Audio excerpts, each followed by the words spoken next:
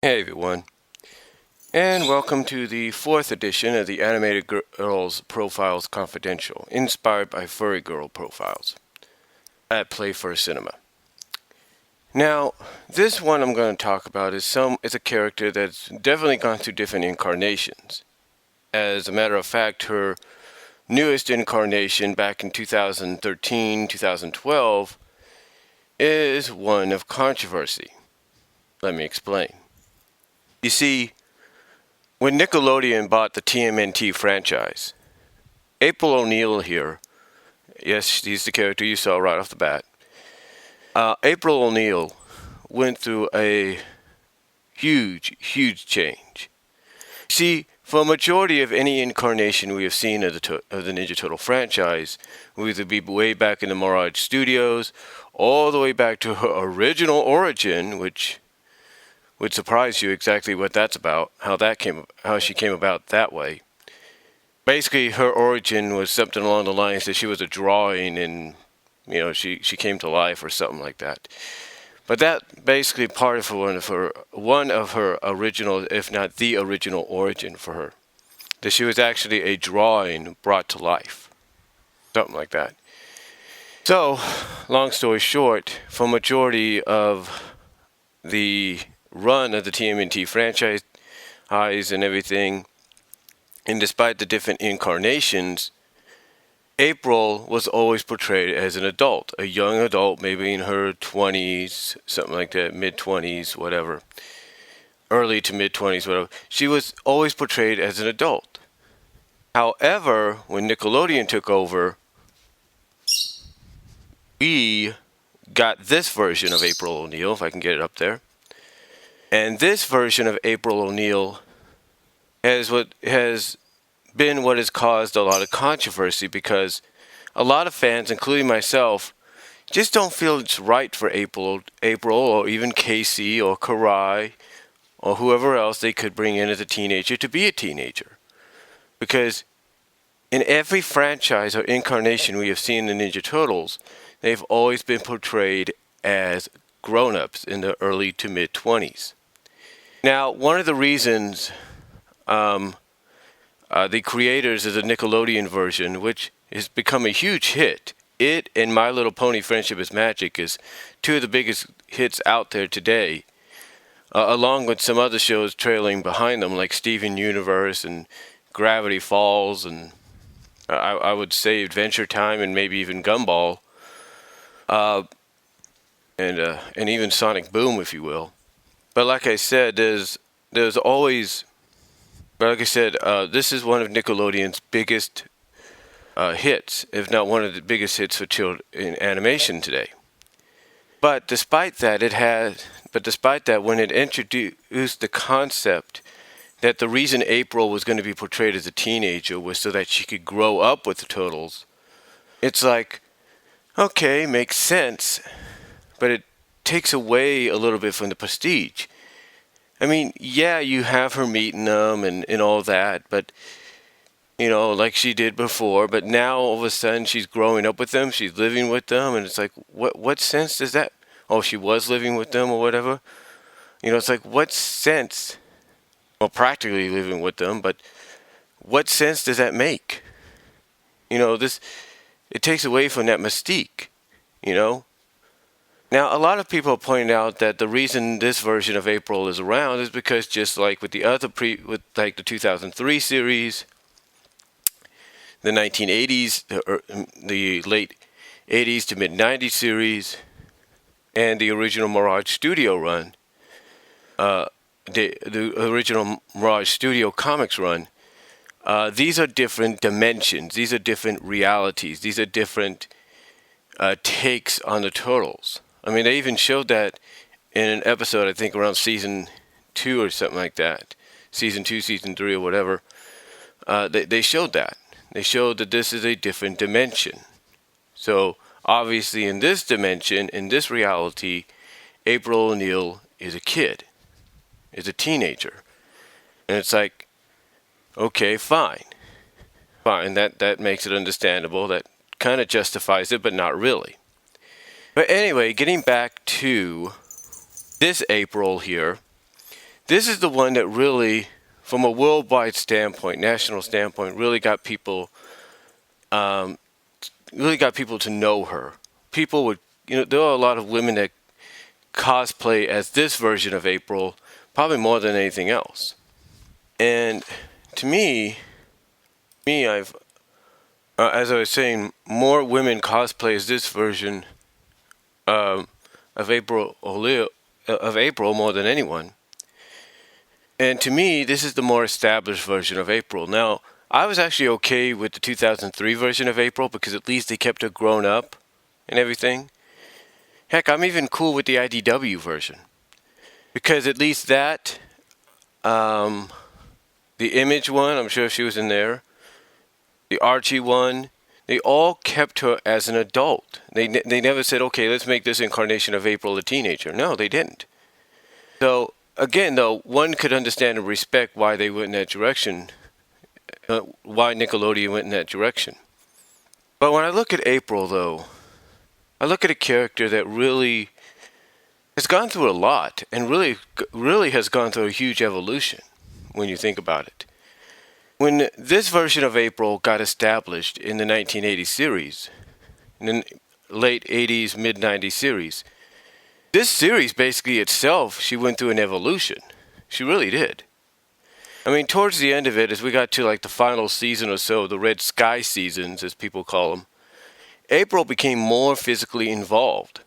It's basically like I think Chris Moore, Rowdy C, said when he did a retrospective on the Ninja Turtles, he said basically she had gotten to the point in these seasons that she had enough. It's like she got sick and tired of being the damsel. She got sick and tired of being caught. It's like she just said, screw it. I'm going to take matters into my own hand, and she does. She becomes more badass in a sense as you get towards the final season. Now, throughout the original 80s run of TMNT, yeah, she was captured at times, there's no doubt about it. But she also, believe it or not, was actually given her own mutations. That's right. In case some of you don't know, in the original TMNT 80s to 90s series, April went through several mutations. One of the first major mutations she went through was in the second season called the Catwoman from Channel 6. Somehow she had basically, I don't know what Shredder was working on, but he was working on some kind of generator or something. And she accidentally, trying to find the scoop, trying to find out what's going on. There's a cat that basically, ironically, follows in behind her. The cat that falls in behind him, or behind her, I should say, and as she tries to shoo the cat away, she accidentally, the cat goes on one platform, she goes on the other, and for some odd reason that causes the DNA to mutate her, to slowly mutate her and take on the characteristics of a cat, which ironically she ended up getting a toy figure out of. I know, sounds crazy, right? But she did get a toy figure out of it. So, long story short, that was April's first mutation. Her second one would come about a couple seasons later, at least I think it would come a couple seasons later, where she would end up temporarily mutating into a fish woman thanks to a mad doctor that was trying to, I guess, give Merman, that's right, Merman was in this version, a mate. So she took on the characteristics of the fish. She had like sonar and everything. So she was temporarily for a little bit of an episode, a fish woman. She became a wasp queen in one episode temporarily. So she had her fair share of mutations. Don't get me wrong. She even, like I said, she had her fair share. Then, when we got to the 2003 season, the 2003 to 2009 run, it wasn't until the final season of that April in that version ended up in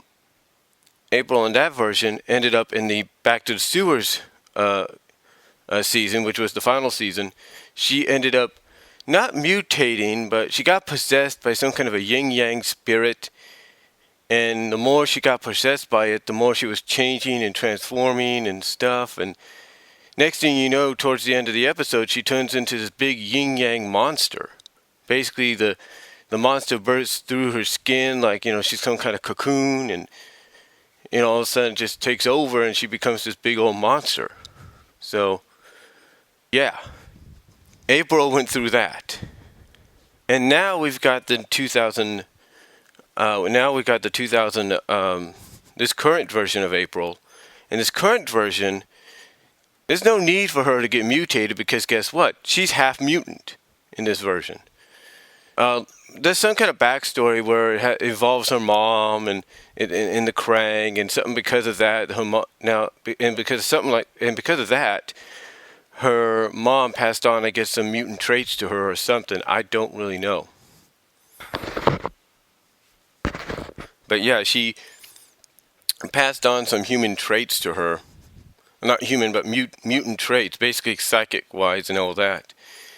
And I will admit, as much as I don't like this incarnation of April that much, because I think she should be a grown-up, they should stick with the grown-up incarnations, because that's what fans are used to, I have to admit that this April has become more involved and more active in the missions, in the adventures, so I'll give them credit there.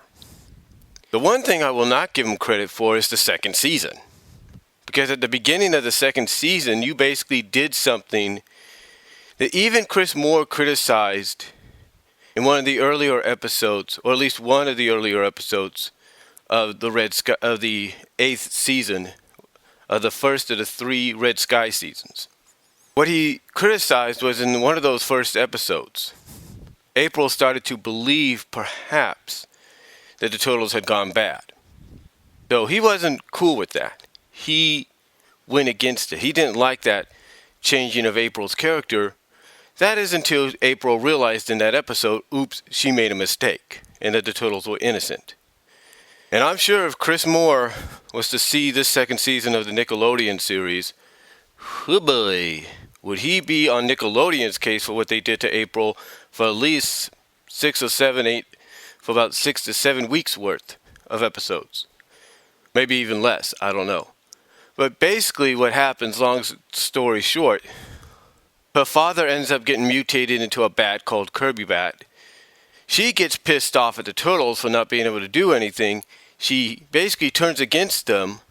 And it isn't until later on, and because Donatello, who in this incarnation, Donatello has a crush on her, has the hots for her, if you will, isn't until later on, and even thanks to metaphorically speaking between Donnie and metaphorical speakings of do some kind of metaphorical speaking or something like that, that April that comes, from Casey, and I think even one comes from Splinter to Donnie or something like that, that there are some things that happen, and there's nothing you can really do about it.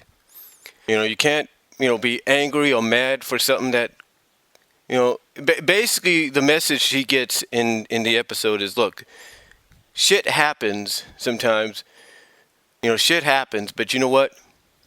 We just got to deal with it. We can't be angry, we can't be mad, we got to be like, okay, it's just something we can take care of. And only then, through that, and through the Turtles helping her and everything, does she apologize for her actions, and she even gives Donatello a freaking kiss on the cheek as part of the apology, as well as kind of reciprocating, I guess, now how she knows he feels. I mean, she even did that later on in the earlier portions of the 3rd season, but you get the idea. Overall, though, April, I will say this, has gone through a huge evolution, despite the incarnation she might be in right now. I mean, the movies keep her as an adult, so I'll give them credit there. But despite the incarnations, April ONeil is one of those characters, despite how you feel about the incarnation she's in, has definitely, placed her stamp or punched her ticket, if you will, into an animation hall of fame down the line. That's right. You remember, now if you go here on my YouTube channel, you might see that I did something called the Animation Hall of Fame or the Toon Hall of Fame or something like that. And if I was to do another one, there is no doubt April O'Neil would be in it. And if there was a real animation cartoon shows, animated shows, Animation Hall of Fame, there's no doubt she'd probably get nominated to be put in it. That's the kind of stamp, or that's the kind of legacy this character has left behind in the TMNT franchise. So, with that said, I can't say any more. So let me know what you guys think down below. Comment if you like. And again, thank you to Play for Cinema.